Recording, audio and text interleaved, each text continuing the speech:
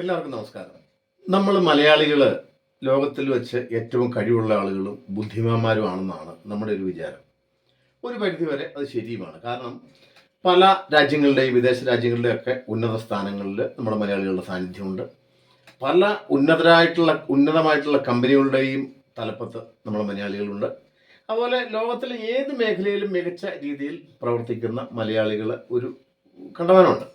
അപ്പോൾ നമുക്ക് ആ ഒരു കാര്യത്തിൽ അഹങ്കരിക്കാം. ആ കൂട്ടത്തിൽ തന്നെ ഏറ്റവും കൂടുതൽ കബളിപ്പിക്കപ്പെടുന്ന ഒരു വിഭാഗവും നമ്മൾ ഈ മലയാളികൾ തന്നെയാണ് എന്ന് ചിന്തിക്കുമ്പോൾ നമുക്ക് സ്വയം നാണക്കേടും തോന്നും. ഞാൻ പറഞ്ഞു വരുന്നത്, നമ്മുടെ ഈ നാട്ടിലെ തൊഴിലവസരങ്ങളെക്കുറിച്ചും തൊഴിലില്ലായ്മയെക്കുറിച്ചും ഒക്കെ നമുക്കറിയാം. അപ്പം കാലങ്ങളായിട്ട് അന്യ സ്ഥലങ്ങളിലേക്ക് തൊഴിൽ തേടി പോകുന്ന ഒരു സമൂഹമാണ് നമ്മുടെ മലയാളി സമൂഹം. കണ്ടവാരം അങ്ങനെ ആ ഒരു വിദേശത്ത് നിന്ന് വരുന്ന പണം കൊണ്ടൊക്കെയാണ് നമ്മുടെ നാട് ഒരു പരിധി മുമ്പോട്ട് പോകുന്നു, ഇത്ര ലാവിഷായിട്ട് പോകുന്നു നമുക്കറിയാം. അപ്പോൾ ഈ പോകുന്നതിൻ്റെ ഭാഗമായിട്ട് പല ആളുകളും ഈ സുഹൃത്തുക്കൾ മുഖേന ഇല്ലെങ്കിൽ സർക്കാർ അംഗീകരിച്ച ഏജൻസികൾ മുഖേന പോകുന്നുണ്ട്. പക്ഷേ നമ്മൾ കാണുന്ന മറ്റൊരു കാഴ്ച, പല ആളുകളും 20 ലക്ഷമോ 5 ലക്ഷമോ 8 ലക്ഷമോ 10 ലക്ഷമോ കൊടുത്ത് ഏതെങ്കിലുമൊക്കെ രാജ്യത്തേക്ക് പോകാൻ വേണ്ടി ഏതെങ്കിലും കള്ളന്മാരുടെ കൈ കൊണ്ടില്ല, അവർ ആരെങ്കിലും സമൂഹത്തിലുള്ള ആ പ്രദേശത്തുള്ള ഏതെങ്കിലും ഒരാളുകളെ സമീപിച്ച് അവരും കൂടെ ഞങ്ങൾ ഈ കൂട്ടത്തിലുള്ളതാണ് എന്നൊക്കെ പറഞ്ഞാൽ അവരെ ജാക്കറ്റ് ചാടിച്ച് ഈ പാവങ്ങളുടെ ഈ മോഹത്തെ ഇവിടെ തൊഴിലില്ലായ്മയെ പരിഹരിക്കാൻ വേണ്ടി അല്ലെങ്കിൽ കൂടുതൽ ധനസമ്പാദനത്തിന് വേണ്ടി പോകാൻ വേണ്ടി ഈ ഇത്തരക്കാരെ സമീപിച്ച് അവരിലുള്ള പൈസ മേടിച്ച് ഒഴിവായി പോകുന്ന ഒരു സംവിധാനം നമ്മുടെ നാട്ടിൽ പലയിടത്തും നമ്മൾ കാണുന്നുണ്ട്. അപ്പം ഇവർ ചെയ്യുന്ന ഒരു പ്രത്യേകത എന്ന് പറഞ്ഞാൽ, നമ്മളിപ്പം എൻ്റെ അയൽപക്കക്കാരനോട് കുറച്ച് പൈസ വാങ്ങിച്ചിട്ടുണ്ടെങ്കിൽ അവരോട് പ്രത്യേകം ഒരു പറയും, തൽക്കാലം ഇത് ആരും അറിയണ്ട, ആരെങ്കിലും അറിഞ്ഞാൽ അവരിത് മുടക്കിക്കളയും, അതുകൊണ്ട് നമ്മൾ അവിടെ ചെന്നിട്ട് ഇവരെ വിളിച്ച് അറിയിച്ചാൽ അതിൽ പോകുമ്പോൾ അറിയിച്ചാൽ മതി എന്നൊക്കെ പറയും. പക്ഷെ അങ്ങനെ കുറേ ആളുകൾ പോയിട്ടുണ്ട്. ഈ പാവങ്ങൾ ഈയാം പാറ്റകളെ പോലെ ഈ ചെന്ന് വിടും, അവരുടെ പൈസ പോകും. അതുപോലെ നമ്മുടെ ഈ അടുത്ത കാലത്തല്ല, നമ്മൾ ഈ ആട് മാഞ്ചിയം പോലും പല പല തട്ടിപ്പുകൾ നമ്മൾ കണ്ടിട്ടുണ്ട്. ഈ കർഷകരായിട്ടുള്ള ആളുകൾ ഇല്ലെങ്കിൽ കുറച്ച് പൈസയൊക്കെ എന്തെങ്കിലും കൂലിപ്പണി എടുത്തായാലും ഉണ്ടാക്കി വെക്കുന്ന ആളുകളിൽ നിന്ന് എങ്ങനെയെങ്കിലും പിടിച്ചു പറിക്കാൻ വേണ്ടി ഒരു പറ്റം ആളുകൾ ഇറങ്ങിയിട്ടുണ്ട്.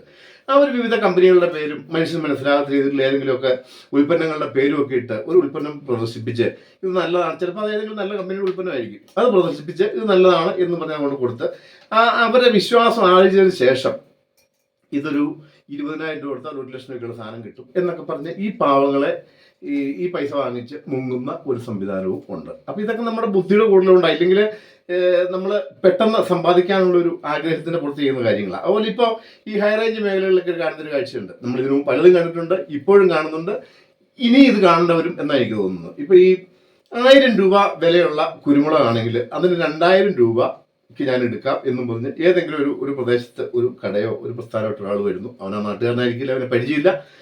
അപ്പോൾ അവർ പറയുന്നത് നേരെ ഇരട്ടി വിലയാണ്. അപ്പോൾ സ്വാഭാവികമായിട്ട് ആൾക്കാരും സംശയിക്കും, ചില ആളുകൾ കൊണ്ടു കൊടുക്കും, അപ്പോൾ അവർക്ക് കുറച്ച് പൈസ കൊടുക്കും.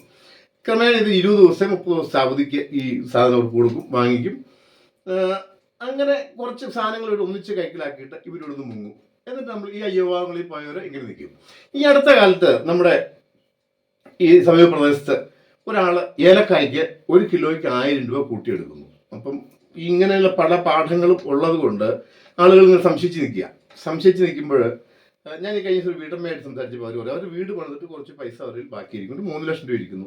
ഇവർക്ക് ഏലമില്ല, ഇവര് മറ്റൊരാളുടെ ഏലക്ക വാങ്ങിച്ച് അപ്പം അവർ വിചാരിച്ചൊരു അതിബുദ്ധിപര അമ്മമാരാണല്ലോ നമ്മളൊക്കെ. അവർ വിചാരിച്ചത് ഈ ഒരു 10-20 ദിവസം ഗ്യാപ്പാണല്ലോ അവർ പറഞ്ഞേക്കുന്നത്, 20 ദിവസം 30 ദിവസം കൊണ്ടൊന്നും ഇവ മുങ്ങുകയല്ല, ഇത് കുറച്ച് കാലങ്ങൾ നിന്ന് ആൾക്കാരുടെ മാക്സിമം പണം സമ്പാദിച്ചിട്ടേ പോവുകയുള്ളൂ എന്നാണ് ഈ പാവം ധരിച്ചത്. ഈ 3 ലക്ഷം രൂപയുടെ ഏലക്ക വാങ്ങിച്ച് ഇയാൾക്കോട് കൊടുത്തു. ഇവരുടെ അമ്മയുടെ അനിയത്തിയിൽ നിന്ന് കുറച്ച് പൈസ വാങ്ങിപ്പിച്ച് ആ പൈസയ്ക്കും ഏലക്കായ എടുത്ത് അവർക്ക് കൊടുത്തു. 10-12 ദിവസമായപ്പോൾ ആള് മുങ്ങി. 1 രൂപ പോലെ കിട്ടാൻ. കാരണം ഇവരാദ്യം ഉപദേശിച്ചുകൊണ്ടിരുന്ന ആളുകളാണ്. ഈ അയൽവക്കക്കാരെയൊക്കെ വരുമ്പോഴത്തേ അത് തട്ടിപ്പാട്ടോ, അതിന് പൈസ പോകും. ഇപ്പം അവർ ഈ ഒരു പള്ളിയുടെ ഒരു അച്ഛൻ്റെ നേതൃത്വത്തിൽ അവരുടെ ആ ഒരു പ്രദേശത്ത് മാത്രം ഏതാണ്ട് 256 പേര് ചെറുകിട കർഷകർ 1 ലക്ഷവും 50,000വും 2 ലക്ഷവും കൊടുത്ത ആളുകളിൽ നിന്ന് പോയത് 25 കോടി രൂപയാണ്. ഇപ്പൊ കണക്കിൽ മൊത്തം വന്നിരിക്കുന്നത് 200 കോടി രൂപ ഇയാൾ തട്ടിച്ചിട്ട് പോയി എന്നാണ് പറഞ്ഞിരിക്കുന്നത്. അയാളെ അറസ്റ്റ് ചെയ്തു. പക്ഷെ 200ഉം 300ഉം അല്ല, അതിനൊക്കെ മുകളിലായിട്ടുണ്ട് എന്നാണ് ഇവരുടെ ഒരു പ്രാഥമികമായിട്ടുള്ളൊരു കണ്ടെത്തല്.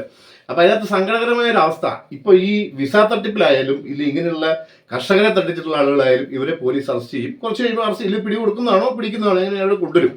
അവരെ കൊണ്ടുവന്ന് തെളിവെടുപ്പിനെ കൊണ്ടുവരുമ്പോൾ ഈ പാവങ്ങള് ഇവനെ നേരിട്ട് കാണാൻ വേണ്ടി സിനിമാടന്മാരെ കാണാൻ നോക്കിയിരിക്കണം. കാരണം അവർ രാജകീയമായിട്ട് മന്ത്രിമാർ വരുന്നതിനേക്കാൾ കഷ്ടമായിട്ട് അവർ വരുന്നത്.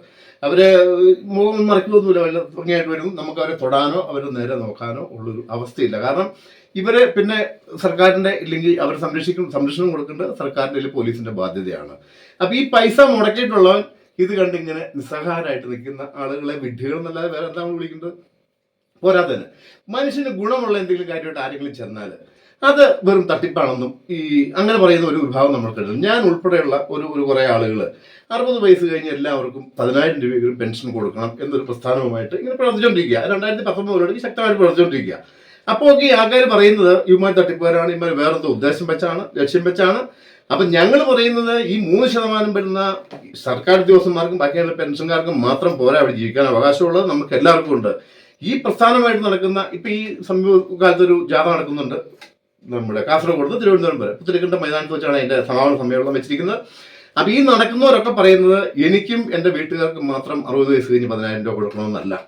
60 വയസ്സ് കഴിഞ്ഞ എല്ലാ പൗരനും ചുരുങ്ങിയത് 10,000 എങ്കിലും, പിന്നെ 2,000 ഉള്ളൂ, 2,000 മതി, എല്ലാവർക്കും ഒരുപോലെ മതി, അത് കൊടുക്കാനുള്ള സംവിധാനം ഉണ്ടാക്കണം എന്ന് പറയുന്ന എന്നെ പോലെയുള്ളവർ മണ്ടന്മാരും പിന്തിരിപ്പന്മാരും മൂരാച്ചികളും ആക്കിക്കൊണ്ട് ഈ നമ്മളെ പിടിച്ചു പറിക്കാൻ ഇല്ല നമ്മളിൽ നിന്ന് ഈ കവർന്ന് കൊണ്ടുപോകാൻ വരുന്ന ആളുകളെ അല്ലെ കബളിപ്പിക്കാൻ വരുന്ന ആളുകളെ നല്ലവരാക്കി രഹസ്യമായിട്ട് നമ്മുടെ കയ്യിലുള്ള സമ്പാദ്യം അയൽക്കാരുടെ നിന്നും കൂടെ വായ്പ മേടിച്ച് കൊടുക്കുന്ന നമ്മൾ മണ്ടന്മാരാണോ വിഡ്ഢികളാണോ എന്ന് പറയുന്നതിൽ തെറ്റുണ്ടോ? ഇല്ലെന്ന് എൻ്റെ ഒരു വിചാരം. എല്ലാവർക്കും നന്ദി, നമസ്കാരം.